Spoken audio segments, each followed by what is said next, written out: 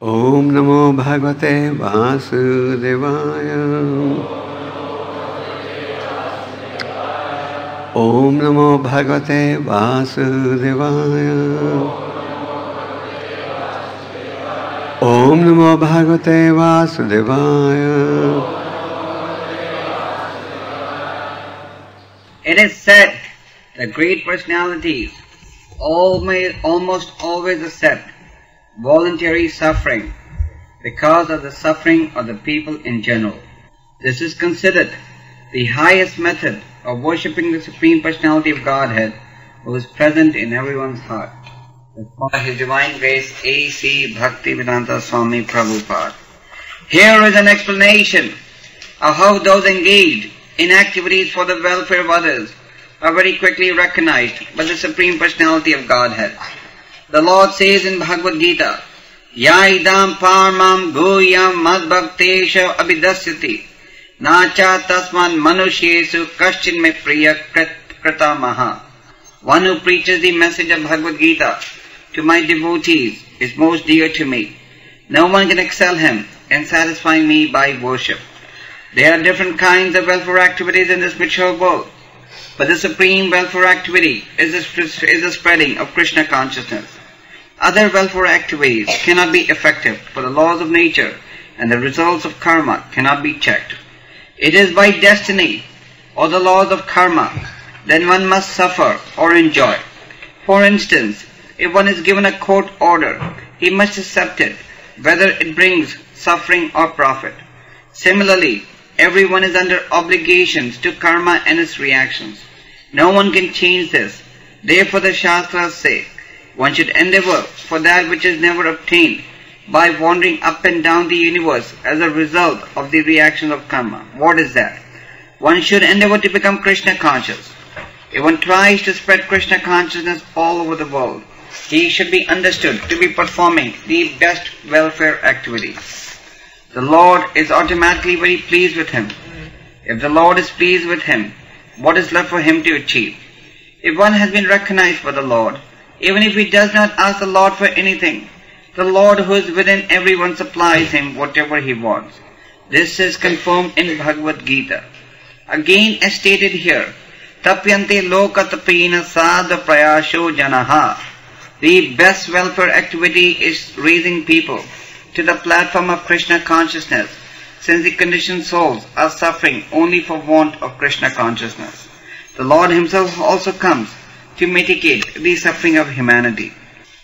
Whenever and wherever there is a decline in religious practice or descent of Bharata and a predominant rise of irreligion, at that time I descend myself to deliver the pious and to annihilate the miscreants, as well as to re-establish the principles of religion. I advent myself millennium after millennium. As all the Shastras conclude therefore that spreading Krishna consciousness movement is the best welfare activity in the world. Because of the ultimate benefit this bestows upon people in general, the Lord very quickly recognizes such service performed by a devotee. Tapyante loka tapena sadva prayasho janaha paramara dhanam tadhi purushasya khilatmanaha. So, this verse is being spoken by Lord Shiva. Lord Shiva was requested by demigods to please help. There was a vast ocean of poison. This is in the right place. Yeah, there was a vast ocean of poison, and this would have killed everyone. More to the right now. There was this vast ocean of poison, and this poison would have killed everyone. So the demigods approached. Thank you. So the demigods approached Lord Shiva for help, and Lord Shiva agreed to drink the ocean of poison. And after having drunk this ocean of poison, Lord Shiva is speaking the following words. So Lord Shiva over here is saying that the great personalities, they accept voluntary suffering because of the suffering of the people in general. Lord Shiva had no reason to drink this ocean of poison. But he drank this ocean of poison. In other words, he voluntarily took the tough assignment in order to save the demigods and the entire population who otherwise would have been killed by this ocean of poison. So similarly, the devotees of this Krishna conscious movement, they have to voluntarily undergo the suffering because of the suffering of the people in general. Just like there was an ocean of poison, similarly in society today, there is an ocean of poison. Sense gratification is poison. So the ocean of poison is everywhere. Everywhere the human being is engaged in sense gratification, poison can be seen everywhere. And people are willingly drinking poison. As Narottam Das Thakur has said, Hari Hari Bifle Janma Gunainu Manusya Janma Paya Radha Krishna Na Bhajya Janya Shunya Pisha Khainu. Having obtained this human form of life and not having worshipped Radha and Krishna, I have been drinking poison uselessly. So, majority of the population today is just drinking poison because they are not interested in worship of the Supreme Lord. So, as Lord Shiva here is stating, those who have understood the purpose of human life, they have to voluntarily accept inconveniences because of the suffering of the people. Anyone who is drinking poison cannot be comfortable. One who is drinking poison may think that he is comfortable, but one who is healthy knows that one who is drinking poison or one who is engaged in sense gratification can never really be happy and will always suffer. The suffering just goes on increasing.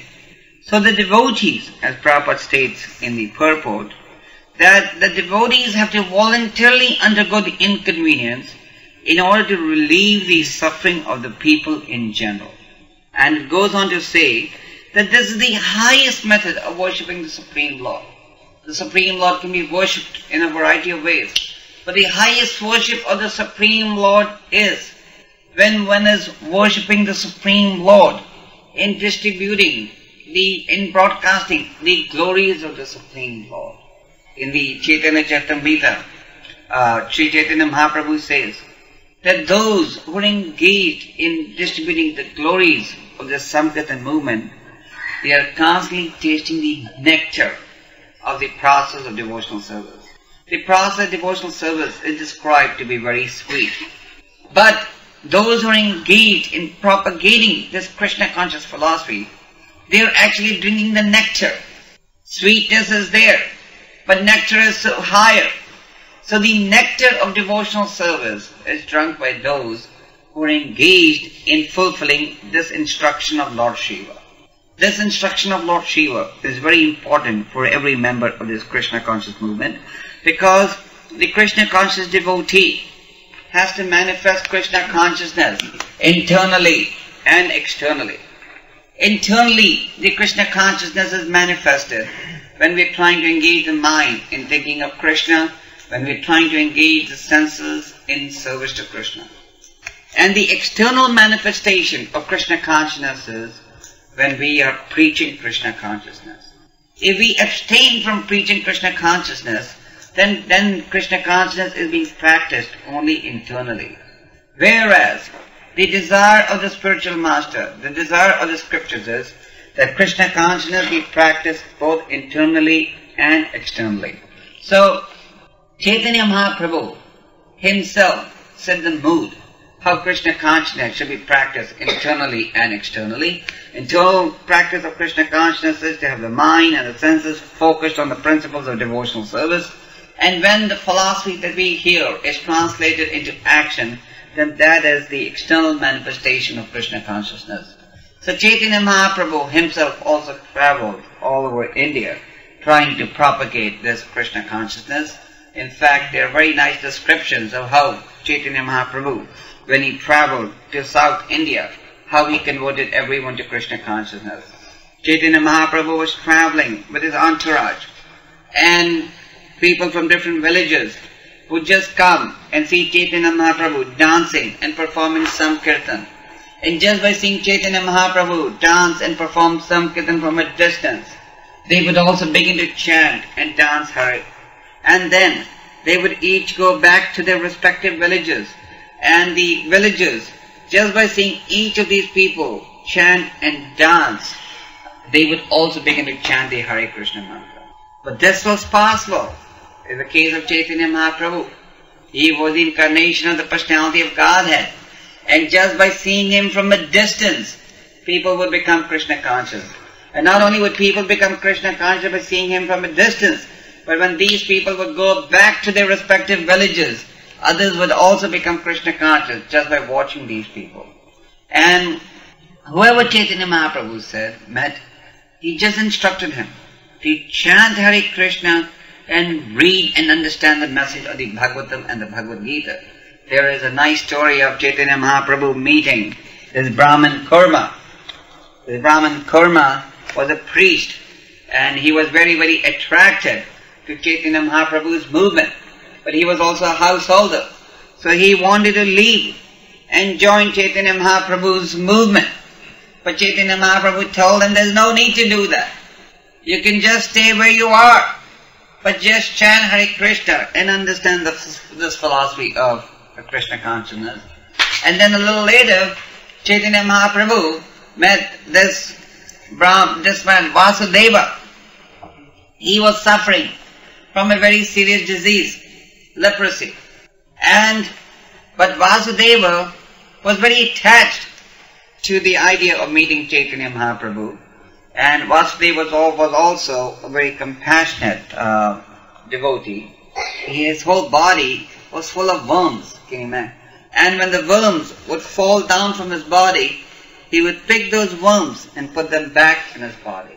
But when he met Chaitanya Mahaprabhu embraced him, and his leprosy was totally gone, and he became very beautiful, handsome, and very healthy just by getting Chaitanya Mahaprabhu's embrace.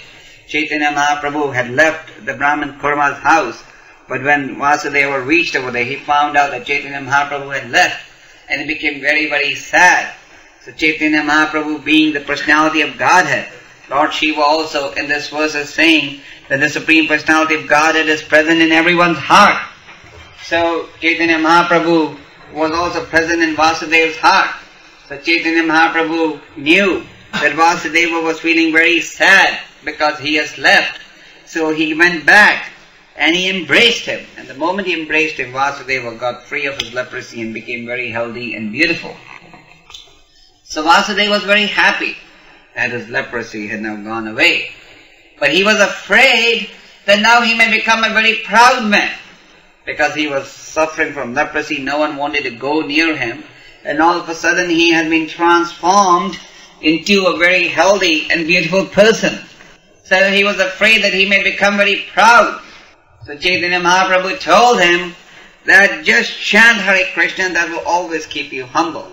So from this incident of Vasudeva and Chaitanya Mahaprabhu, there are several significant lessons to be learned for the transcendental candidate.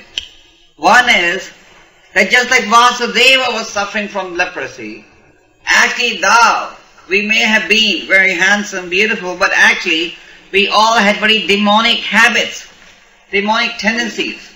But due to the mercy of Srila Prabhupada and this Krishna conscious movement that he has started, we have all been saved from this obnoxious life that we were all living. And due to the Krishna conscious philosophy, due to being introduced to this Krishna conscious movement, we have all once again become very handsome and beautiful. If each of us was to analyze our lives today versus the lives that we were living prior to coming to Krishna consciousness, we can conclude that we are much better off now. We are happier now, we are more handsome, we are more beautiful, and just like Chaitanya Mahaprabhu told Vasudeva to chant, because that will prevent him from becoming proud. Similarly, if the devotees, they get attached to the chanting of the holy name, then this will prevent them from becoming proud. So Vasudeva, after he was rescued from this obnoxious disease, he wanted to know how could he repay his debt to the Lord. Anybody who's saved from a very serious disease, he naturally wants to find out how can he repay the debt. So Chaitanya Mahaprabhu told him he could repay the debt by chanting Hare Krishna and by making everybody else chant Hare Krishna.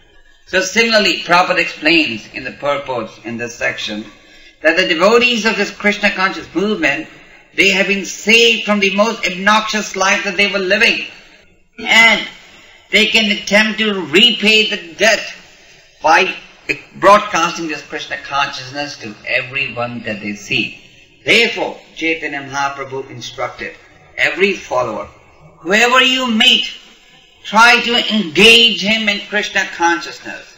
This vision should always be there. This is known as a vision of eternity. This is known as manifesting Krishna consciousness externally. When the absorption of the devotee is that whoever I see, whoever I meet, some or the other, this individual has to be engaged in Krishna consciousness. In fact, though he is the personality of Godhead, Chaitanya Mahaprabhu himself is begging for help. Chaitanya Mahaprabhu very frankly states that I am only one gardener. How much can I do?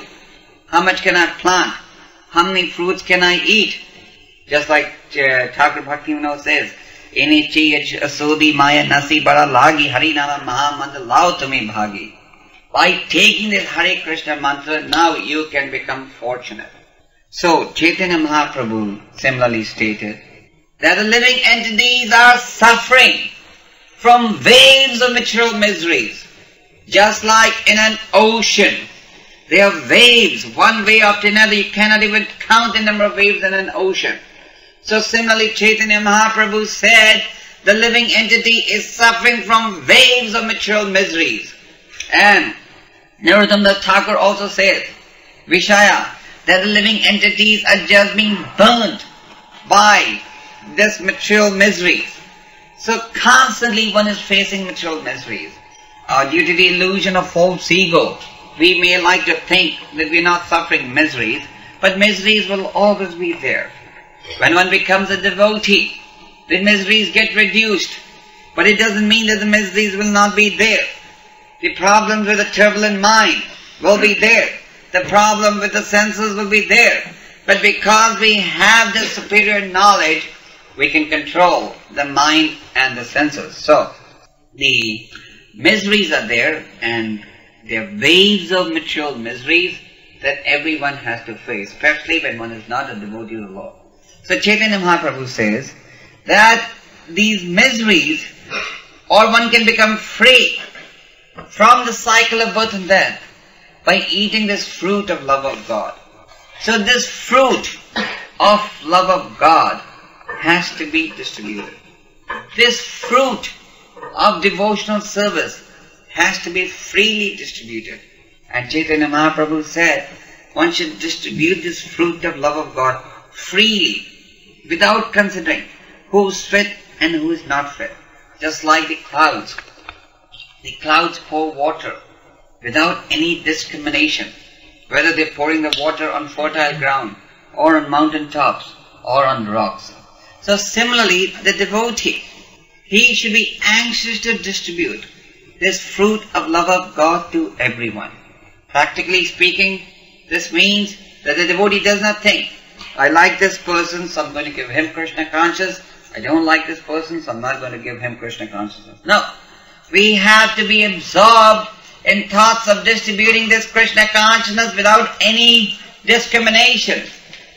And we are absorbed in thoughts of distributing this Krishna consciousness, or in thoughts of distributing this fruit of love of God freely, without discrimination, then this will give the transcendental Gardner great pleasure. Chaitanya Mahaprabhu says that when the transcendental Gardner sees that this fruit of love of God is being distributed, he smiles with pleasure. Just like the mother, when she sees the child growing up and when she sees a child performing a variety of activities, it gives the parents great pleasure. When the child begins to talk, it gives the parents great pleasure.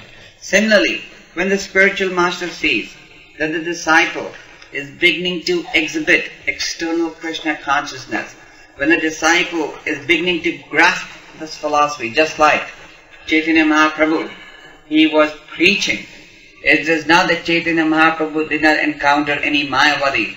It's not that he did not encounter any atheists. But with polite words of logic, he was able to convince them to the principles of religiousness. So similarly, the members of this Krishna conscious movement, they also have to understand this philosophy so thoroughly that with polite words of logic, they can convert everyone to the platform of Krishna consciousness. So Chaitanya Mahaprabhu explains that it gives him great pleasure when he sees that somebody else is eating this fruit of love of God.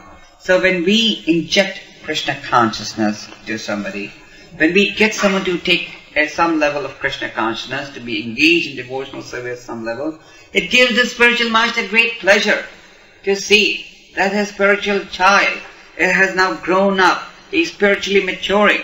Just like in ordinary life they talk about getting up, becoming mature. Similarly, there is this concept of spiritual maturity. Spiritual maturity means the disciple is anxious to fulfill the desires of the spiritual master. The disciple is anxious to fulfill the desires of the Lord that are expressed in the scriptures. Just like in the Purport, Prabhupada quotes, Paritanaya sadhunam vinishyaja duskatam dharma sanstapanarathaya sambhavami yuge yuge.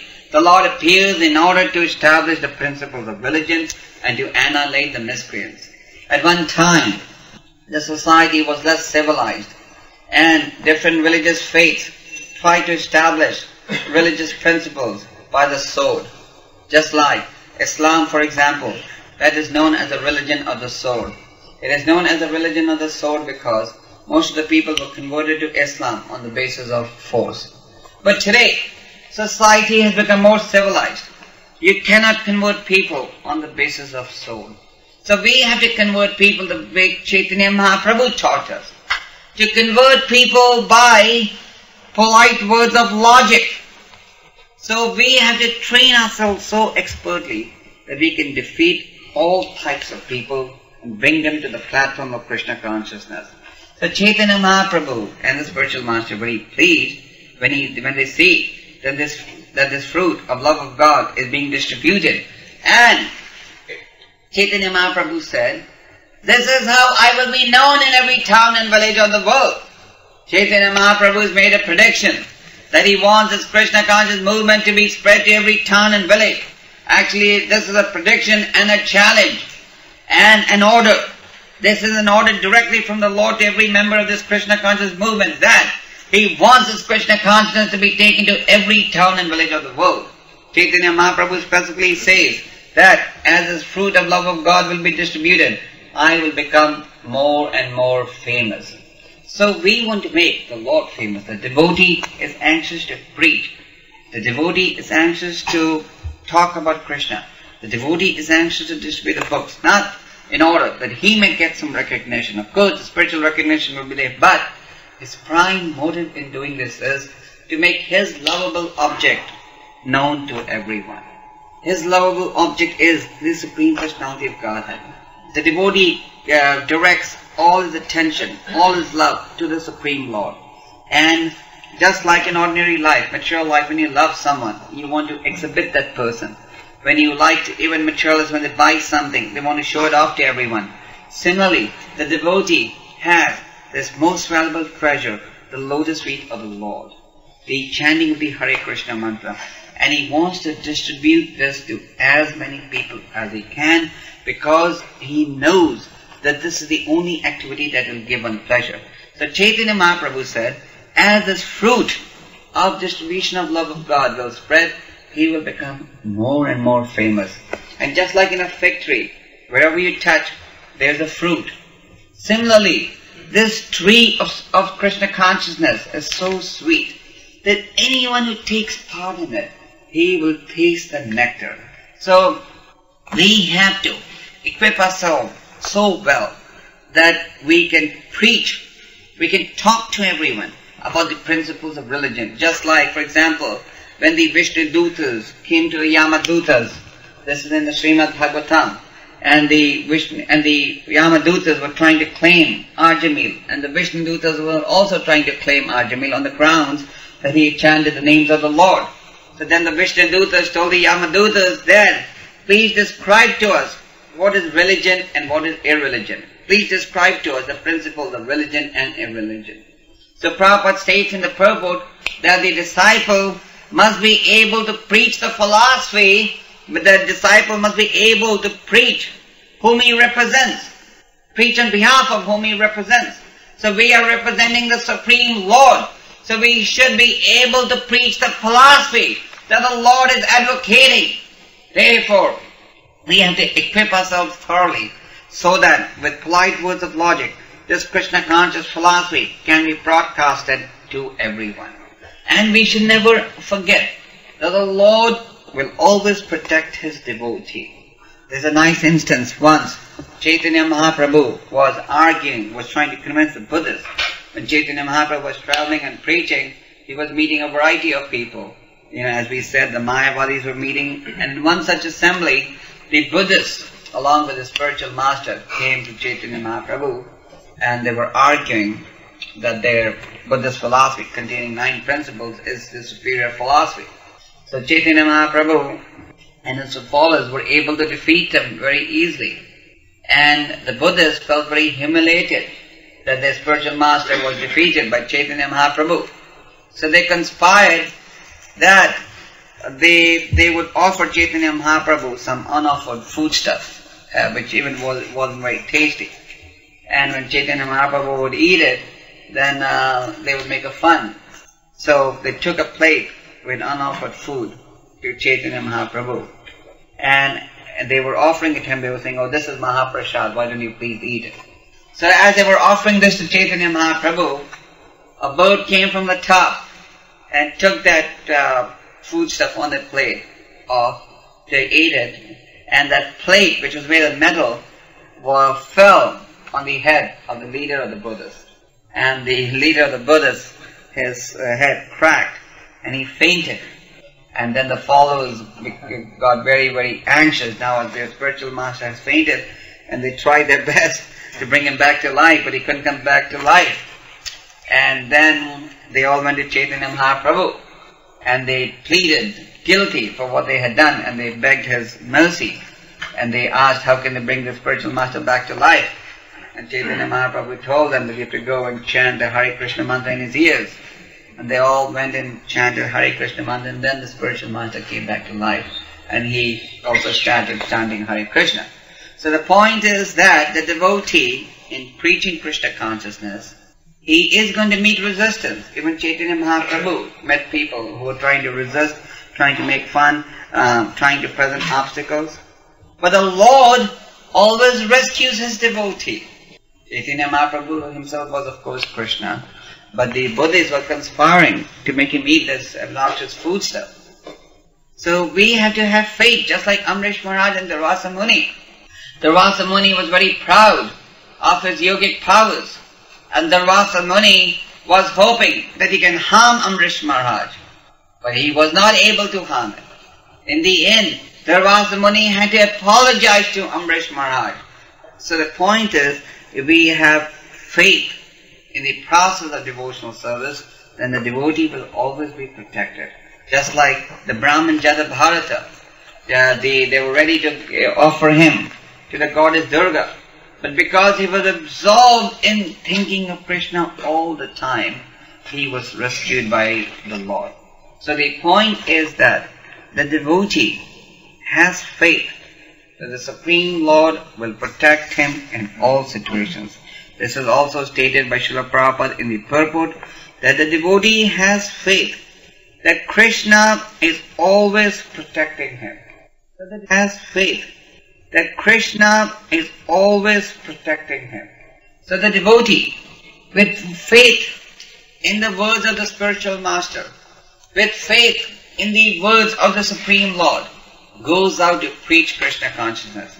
Chaitanya Mahaprabhu says that the devotee should, with his words, with his intelligence, with his action, with his body, perform activities for the welfare of others.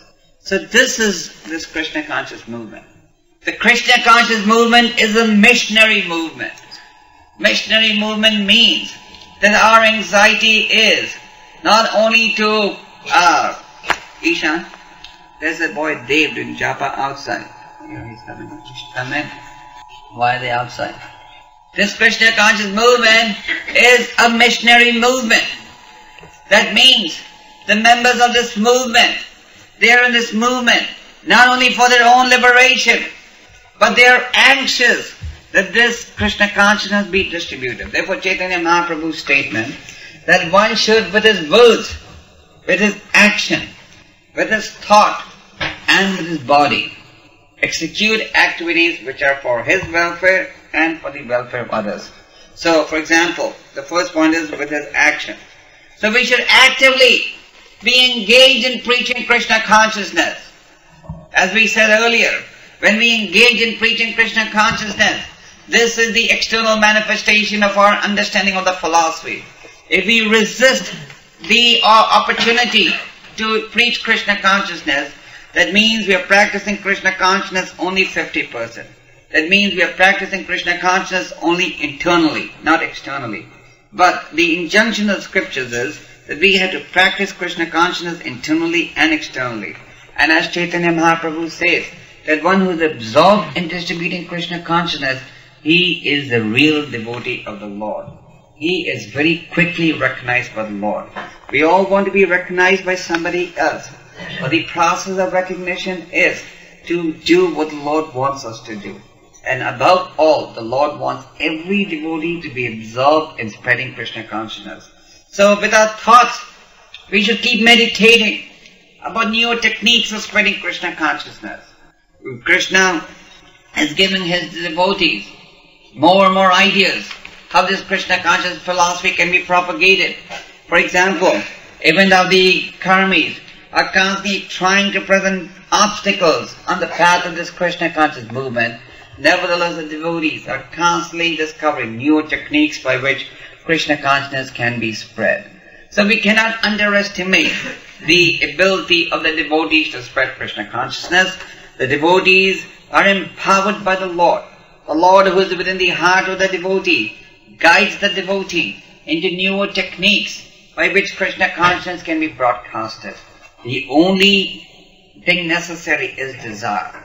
If the desire is there, if the desire is sincere, if our prayer to the Lord is not half-hearted, if our prayer to the Lord is sincere and intense, then the Lord who is within the heart will give one the necessary intelligence to succeed in his missionary assignment. So we should never forget that we are missionaries. Regardless of the position one is in, we have to execute this missionary activity. Just like when Chaitanya Mahaprabhu met this Brahman Kurma, Chaitanya Mahaprabhu did not tell him that he has to leave the order he is in, but he told him to practice Krishna consciousness and distribute Krishna consciousness to everyone in that position where he is. So similarly, regardless of the varna or ashram that one may belong to, we should never lose sight of our real business, of our real assignment. That is to distribute Krishna consciousness. So we should not be scared in practicing Krishna consciousness externally. We should not be scared in attempting to distribute this Krishna conscious philosophy, because the whole world is actually drinking poison. Actually, the position of the devotees is very similar to the position of Lord Shiva. The Lord Shiva was approached by the demigods for help. So someone may argue, but the materialists are not coming and approaching us. No, many of them are approaching us. Many people are saying, oh, please come and distribute Krishna consciousness. In fact, when we don't go on Harinam for a period of time in any city, so many people tell us, oh, we haven't seen you for a long time. Where are you these days? Even the media brings up that question, where I haven't seen you all for some time. That means they're indirectly inviting us to come and distribute Krishna consciousness. There's so many people who are anxious to receive the devotees. And even if they're not anxious, the devotee very humbly goes and takes the liberty himself. Therefore the devotee is called Priya. Priya means one who is very dear to everyone. The devotee is considered to be very dear because the devotee is only interested in giving. He is not interested in taking anything. He may take some donations on behalf of the Lord, but the donations are meant for the propagation of Krishna consciousness. But as far as his own life is concerned, the devotee does not want anything at all. Therefore it is said the devotee is Priya, he is very dear to everyone because he is always anxious to give Krishna consciousness. So Chaitanya Mahaprabhu's instruction that with our thoughts we should be anxious to give Krishna consciousness, this means we have to keep meditating of newer techniques, newer lines, how we can engage the conditioned soul on the path of devotional service. Then he says, with our words, with the words also, we should be anxious to enlighten others about this Krishna conscious philosophy. Then he says, with our actions should be so directed so that the Krishna conscious message can be made aware better, so that Chaitanya Mahaprabhu's name can become more famous. This is the sign of intelligence. The sign of intelligence is not how you shrink engaging in this most important activity.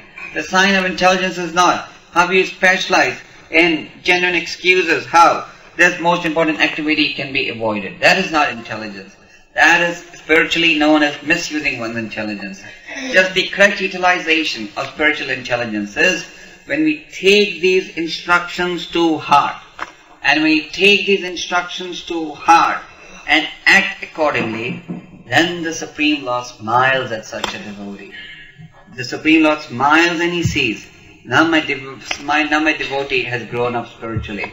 And Chaitanya Mahaprabhu very specifically says that Krishna recognizes such a devotee who is personally undergoing voluntary suffering to relieve the suffering of the people in general. So the suffering, the inconvenience that we have to experience when we go out on sankirtan, they should be accepted voluntarily. One should not feel that he is being forced out into sankirtan. We have to carefully understand this philosophy if we have to be sure that even at the moment of death we will be remembering Krishna. If we don't understand this philosophy correctly, if we begin to deviate from this philosophy, then there is no guarantee that at the moment of death we will be remembering Krishna. If you want to be sure that you die smilingly, dying smilingly means dying in a happy state, dying in the state we are remembering Krishna. Each of us has to die. That is an inevitable fact. So if you want to be sure that at the moment of death also you die in happy consciousness, you die thinking of Krishna, then we have to understand this philosophy very carefully. And if we understand this philosophy, then we will understand that we not only have to chant Hare Krishna, we not only have to chant 16 rounds, we not only have to take to the process of Vaidhi Bhakti. This process of Vaidhi Bhakti has to be carefully understood. The process of Vaidhi Bhakti is explained by Srila Rupa Goswami Prabhupada. Rupa Goswami explains that the Sadhna Bhakti is known as rendering devotional service in practice.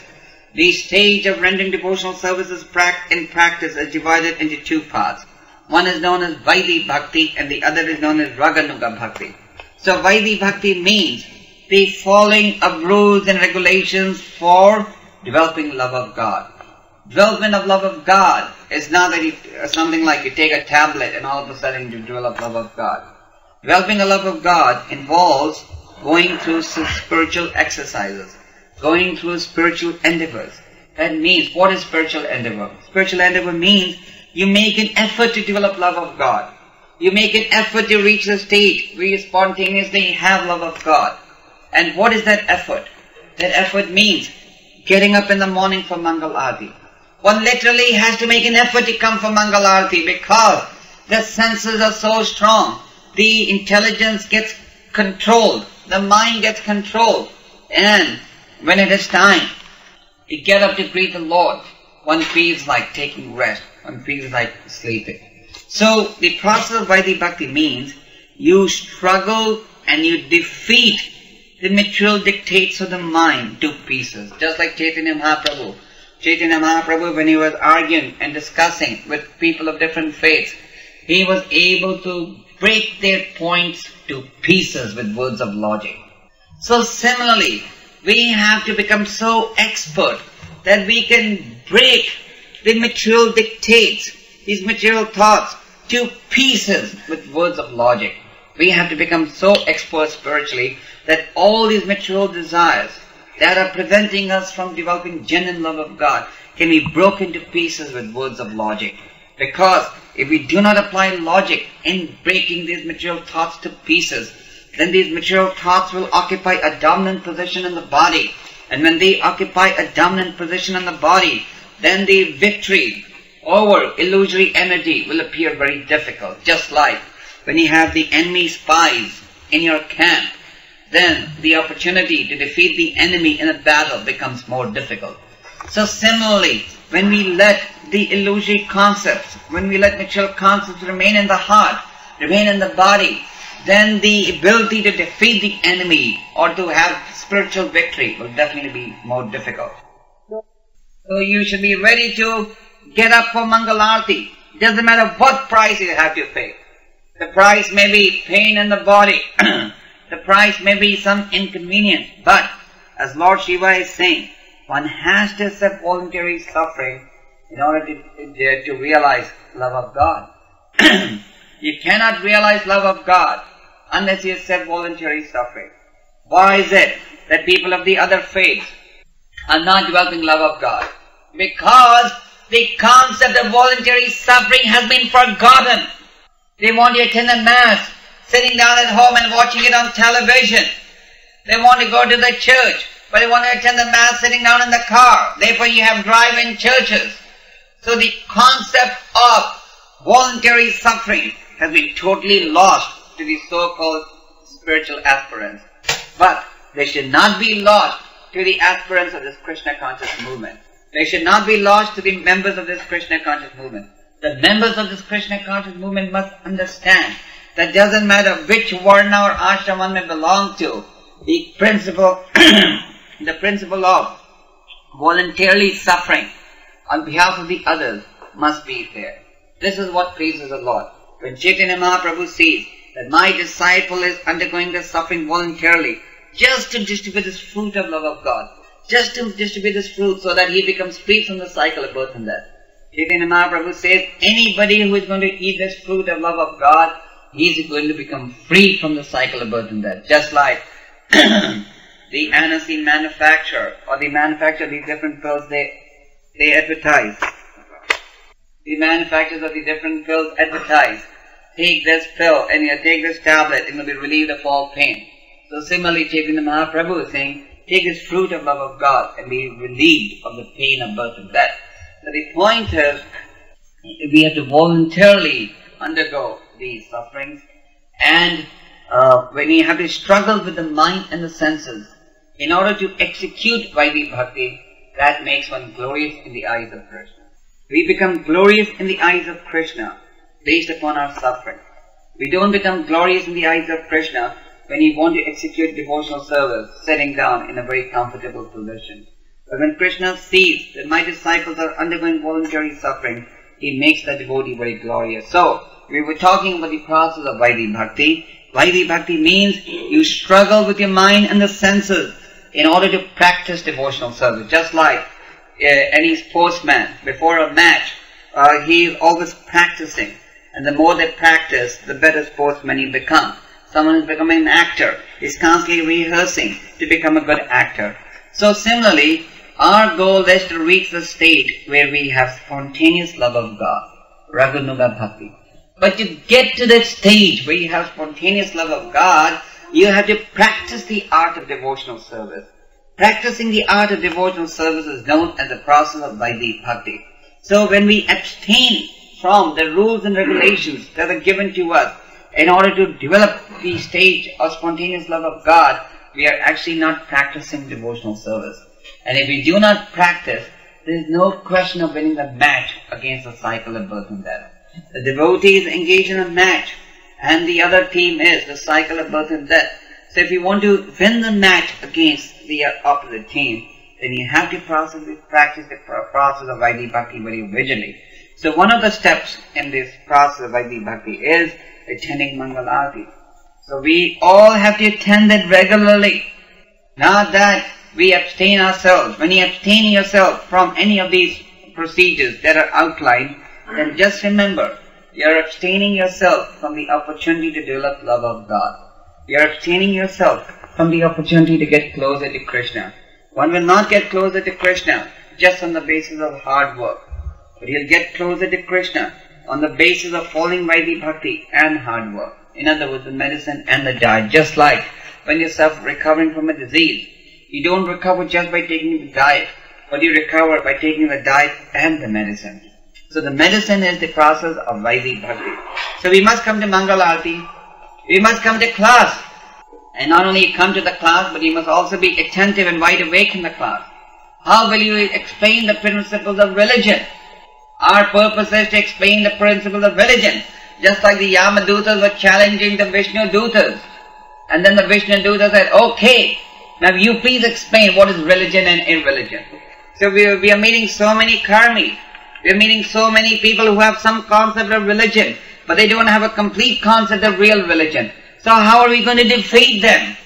You're not going to defeat them just by telling you, this body or this soul. No, those days are gone.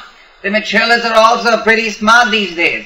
So you have to be able to defeat them with words of logic and very politely. Not that you just shout and they'll get scared and they'll accept it. No. We have to become so expert. As Chaitanya Mahaprabhu, he very politely was able to defeat everyone with words of logic and smash their doctrines to pieces. So you can only smash their doctrine to pieces if you have heard properly. If you do not hear properly, then there is no question of being well equipped to defeat others with polite words of logic. Then another aspect of Vaidhi Bhakti is to come to Guru Puja. You must come to Guru Puja. Then the most important aspect of Vaidhi Bhakti, of course, is chanting the 16 rounds very attentively, attempting to avoid the 10 offenses. So this process of Vaidhi Bhakti has to be followed regularly. And if this process of Vaidhi Bhakti is practiced regularly, then you can win the match. And then you can get to the stage of Raganuga Bhakti. Raganuga Bhakti means we are spontaneously remembering Krishna all the time. Another problem that we suffer from is, though we may have executed Vaidhi Bhakti for a few months, we all of a sudden think that we've reached the stage of Raganuga Bhakti and we can become careless in following the procedures of Vaidhi Bhakti. This is wrong. We haven't reached that stage. And even if one has reached the stage, the devotee always thinks that he has not reached that stage. And even if one has reached that stage, he follows the process of Vaidhi Bhakti to be exemplary to others. We have to be exemplary to others. We have to be living encyclopedias of this knowledge. To be a living encyclopedia of this knowledge means to practice this knowledge at every step of your life. So we have to take this process of Vaidhi Bhakti very seriously. And we have to be very rigid. We are not scared of voluntarily suffering for the pleasure of the spiritual master and the Supreme Lord. And if we take to the process of Vaidhi Bhakti regularly, then everything will appear very clear. Just like on a clear blue sky, you can see everything clearly. But if there's fog, if there are clouds, you cannot see clearly. So, taking to the process of Vaidhi Bhakti means seeing everything in a clear blue sky. Then you can see everything clearly. Then you can understand the spiritual position of every entity that you see. And then you can translate the internal realization of the Krishna conscious philosophy into the external manifestation of this philosophy. And the external manifestation of the Krishna conscious philosophy is voluntarily accepting suffering for the benefit of the people in general. So the members of this Krishna conscious movement, they not only have to internally practice this Krishna conscious philosophy, but they also have to manifest this Krishna conscious philosophy externally. And the external manifestation of the Krishna conscious philosophy is distributing Krishna consciousness. And this activity is the activity which gets the devotee recognized by Krishna very easily. So this instruction of Lord Shiva, that the great personalities always accept voluntary suffering because of the suffering of the people in general, they should always be kept in the forefront of our mind. That we are here not only to save ourselves, but also to save others. So this instruction of Lord Shiva is very, very significant. Just like Lord Shiva saved people from drinking the ocean of poison, we have to save humanity from drinking this poison. Just like the Bhagavatam says, the waters of the ocean can cross over, but the waters of the ocean are prevented from crossing over by the shore. So the devotees have to become the spiritual wall by which the poisonous oceans of this water, by the poisonous desires of sense gratification, will not be allowed to penetrate. And the only necessary ingredient to become the spiritual wall is the determination to take this instruction of Lord Shiva to heart. And if we take this instruction of Lord Shiva to heart, then Krishna will always protect us, and we have to have faith. And we cited the example of Chaitanya Mahaprabhu was saved from the dishonor that the Buddhists were trying to inflict, and Krishna will always protect the devotee. Hare Krishna. Well, you can tell the faithless to chant Hare Krishna. Just like Chaitanya Mahaprabhu said, whoever you see, talk to him about Krishna. You can tell the faithless to chant Hare Krishna, but you don't have to tell the faithless the spiritual significance of the Hare Krishna mantra. The spiritual significance of the Hare Krishna mantra can be revealed when one surrenders more, when one understands the philosophy a little bit. But everybody can hear it. Yes, you can tell everyone to please chant Hare Krishna. You don't have to tell them the spiritual significance. That can be told. Yeah. Well, if somebody is really tied into an essential service, then he may not be able to go out on a regular basis. But still, every devotee, whether it's a cook or a pujari or a Gurukul teacher or the Gurukul principal, everyone should at least once a week go out on preaching assignment. If there's a will, there's a way. You know, we tend to get rusted if we don't put our senses into active preaching. Just like a bar, if it's not put to use, it gets rusted. So actually this is in the Chaitanya Charitamrita, the internal understanding of the philosophy and the external understanding of the philosophy.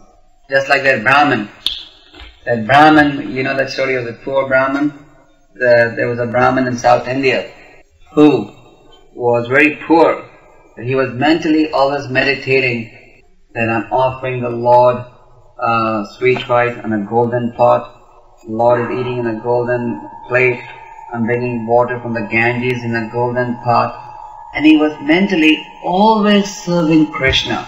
That he's cooking for Krishna, he's offering artis to Krishna. And then the Lord was so pleased. One day the Brahmin dreamt that, he was offering rice and the rice was too hot, and he put his fingers in that and his fingers really got burned. And the Lord was so pleased that he sent his bird carrier Garuda to bring him back to the Vaikuntha planet.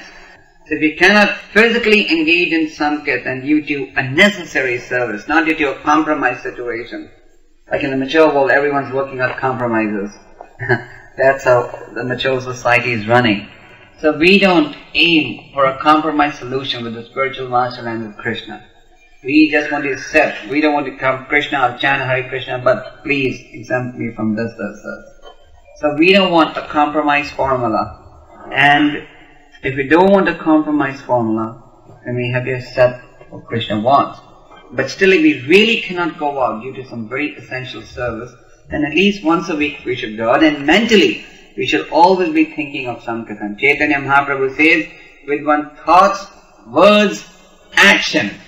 So our thoughts should always be in the area of sankirtan. It's not that because my service is not sankirtan, my thoughts dwell. How can I make my griha more comfortable? How can I make my living more comfortable? Just like Chaitanya Mahaprabhu told the Brahman Kurma, you can stay where you are, but distribute Krishna consciousness and practice Krishna consciousness. So whether one's a brahmachari or a grihastha or a varnapasa or a sannyas, his real business is to distribute Krishna consciousness. And if one cannot physically go out due to some essential service, then let him mentally always think of sankirtan.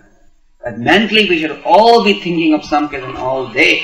Whether you're constructing a temple or cooking in the kitchen or doing deity worship or teaching Gurukul or cleaning the property. Mentally our mood should be of sankirtan. Our mood should be that we have to voluntarily undergo suffering to save those who are drinking poison. Actually, this verse of Lord Shiva is very, very significant. Any other questions? Line. Well, as you follow the process of Vaidhi Bhakti and chant Hare Krishna, you become more humble. Just like after Vasudeva was saved by Chaitanya Mahaprabhu by his embrace, Vasudeva actually felt very embarrassed because all along everybody in society was looking down upon him because he was a leper full of wounds in his body. And an ugly man, if all of a sudden he becomes radiant and beautiful, he all of a sudden feels embarrassed. So Chaitanya Mahaprabhu told him, if you don't want to feel proud, then chant Hare Krishna. And if you chant Hare Krishna, that will keep you humble. So if we are chanting Hare Krishna and following the process of Vaidhi Bhakti, it doesn't matter how big a position you may achieve, one will always be humble. And Prabhupada gave us a classic example. Now Prabhupada had achieved a position where if he would tell that somebody to jump in the well, somebody would even jump in the well. But still he was so humble. I was talking to Prabhupada once and he said, my disciples are so surrendered, if I tell them to jump in the well, they'll jump in the well. But still he was so humble in his dealings. You understand? So the point is, if we're chanting Hare Krishna, avoiding the offenses, taking the process of Vaidhi Bhakti, then it doesn't matter how important a position one may achieve, the position is not going to go into his head. The position goes into one's head when he thinks that he is the doer. But when one recognizes that Krishna is the doer, and he is just the instrument on behalf of Krishna, then he gives all the credit to Krishna.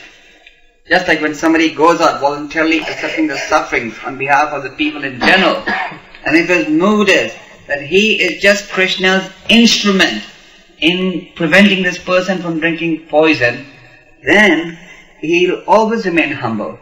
And if he thinks that he is the source of the energy and he is the intelligence, then one will become proud.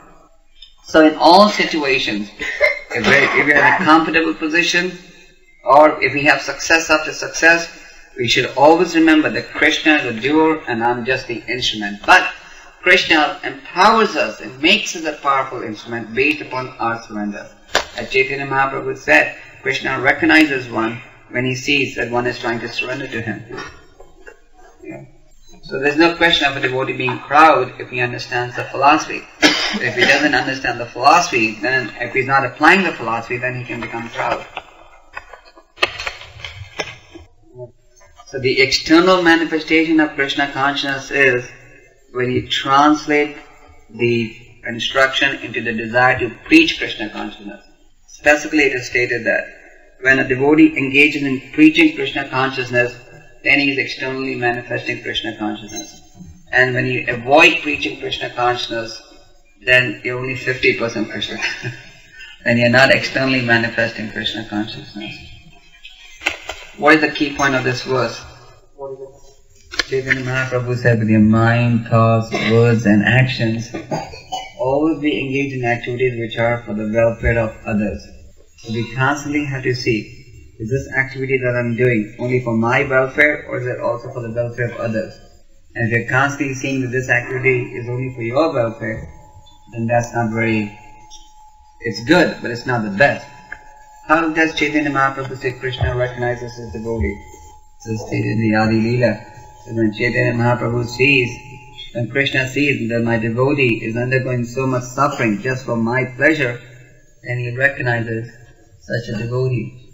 So Chaitanya Mahaprabhu takes on the position of a transcendental gardener, isn't it? Yes or no?